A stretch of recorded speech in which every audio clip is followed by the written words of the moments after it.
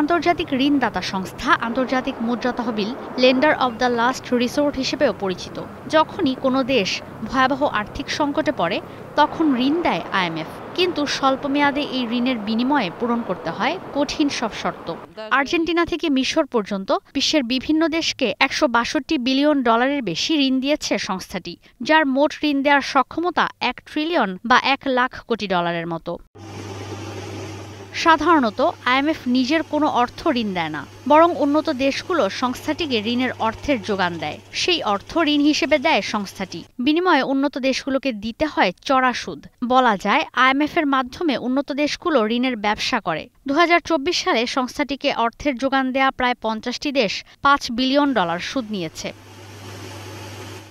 বিশ্বের শক্তিশালী 5 মুদ্রা ডলার, ইউরো, পাউন্ড স্টার্লিং, চীনা ইউয়ান ও জাপানি ইয়েনের ওঠানামার ওপর আন্তর্জাতিক মুদ্রা তহবিলের নিজস্ব অ্যাকাউন্টের unit special drawing rights SRD নির্ধারণ করা হয়।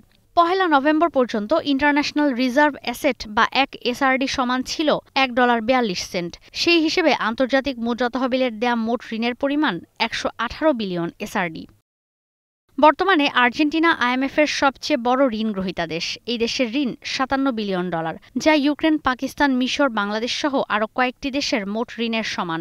যুদ্ধে আর্থিক সহায়তার প্রয়োজন পড়ায় $14 বিলিয়ন নিয়ে এর পরের অবস্থানে আছে ইউক্রেন।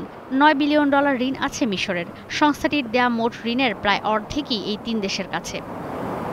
1944 সালে দ্বিতীয় বিশ্বযুদ্ধ চলাকালীন যুক্তরাষ্ট্রে প্রতিষ্ঠিত হওয়া এই সংস্থার সদস্য দেশ এখন 191।